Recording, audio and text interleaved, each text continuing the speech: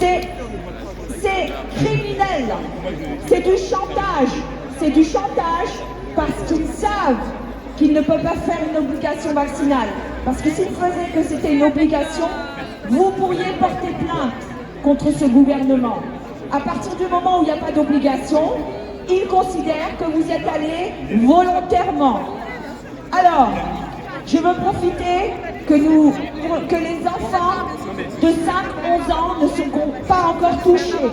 J'ai lu un article dans Le Monde qui dit, écoutez bien la phrase, la vaccination des 5-11 ans ne décolle pas. Écoutez bien la suite. Comment sauver la vaccination? Vermine, cancrelat, rapaces. Ils disent pas comment aider nos enfants. Ils parlent de sauver le produit. Et ça vous dit tout sur cette stratégie. Ils écrivent dans le journal, j'hallucine, comment sauver la vaccination? On n'a pas à vacciner, on n'a pas à sauver un produit. On a à protéger nos enfants. Donc la bonne nouvelle, c'est que seulement 4% des enfants de 5 à 11 ans sont injectés. Mais pour moi, 4% c'est encore trop, parce que ce produit est dangereux. Pire, vous connaissez maintenant les effets immédiats de ce produit. Nous ne connaissons pas les effets à long terme. Je vous ai expliqué comment ça change le code de la cellule. On ne sait pas ce qui va se passer avec ce produit dans 2 ans, dans 3 ans, dans 5 ans, dans 10 ans. Les meilleurs scientifiques ont donné des pistes. Je rappelle les noms de ces scientifiques. Le professeur Montagnier, prix Nobel de médecine. Le professeur Raoult, responsable d'une unité d'infectiologie à Marseille. Le professeur Perron à Paris. Le docteur Toubiana, Alexandra Henriancaude. Les meilleurs scientifiques ont tous dit la même chose. La mafia qui tient les médias les a ridiculisés, a transformé la connaissance scientifique en mensonge, a ridiculisé nos meilleurs scientifiques pour les actions de businessmen avides. Alors, rien qu'en France, les actions des 5 fortunes françaises les plus importantes ont augmenté de 173 milliards.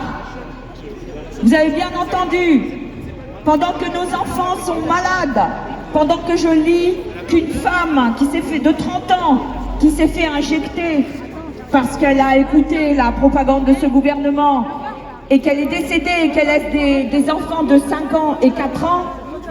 Et si vous allez sur le groupe Facebook d'effets indésirables, vous lirez et vous lirez encore des gens qui parlent de témoignages réels des effets de cette injection dans leur vie. Une maman en parfaite santé qui laisse des enfants, une mère qui trouve son fils décédé d'une crise cardiaque. Vous avez le groupe Verity. Verity s'est créé parce qu'un père a perdu son fils. Il a créé une association pour pouvoir défendre toutes les personnes qui vont vivre des drames à cause de cette injection et d'un gouvernement mafieux et de businessmen français dont les richesses en France ont bondi de 86%, ce qui fait 236 milliards. 236 milliards de ces businessmen qui ont acheté nos grands médias. TF1, Le Monde, et quoi d'autre encore? BFM. Parce que ce qui les intéresse, c'est pas de vous transmettre la vraie connaissance, la vraie information que les scientifiques vous ont transmis. Ce qui les intéresse, c'est le business, c'est leurs actions. Donc nous sommes dans la rue pour informer, puisque maintenant les journalistes mentent. La bonne nouvelle, c'est que dans le monde entier,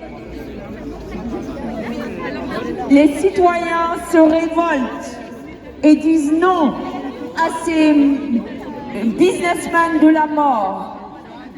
Ça se révolte dans le monde entier. Au Canada, des milliers de routiers font route vers la capitale.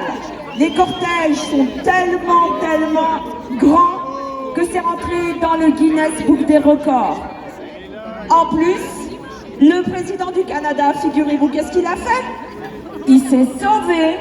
Monsieur Trudeau, tout d'un coup, il doit se mettre en quarantaine, tellement il a peur des routiers qui arrivent. Des milliers de routiers. Ne voyez pas ce petit groupe, considérez les millions dans le monde entier. L'action des routiers canadiens a porté ses fruits puisque le Premier ministre de la province d'Alberta a arrêté le pass sanitaire. Mais c'est aussi la même chose en Angleterre, on arrête le pass sanitaire et la vaccination. C'est aussi la même chose en Finlande, la même chose en Croatie. On arrête le pass sanitaire en Irlande, à Malte, au Danemark, en Suisse, en Norvège, en Suède, en Catalogne et même en Israël, qui est l'un des pays les plus vaccinés. Donc les amis, confiance. Comme vous l'a dit Maurice tout à l'heure, il y a un convoi européen de la liberté, à l'exemple du convoi des Canadiens. Donc les routiers européens se réunissent et s'organisent pour faire une même démonstration de refus du pass sanitaire et rejoindre Paris et Bruxelles.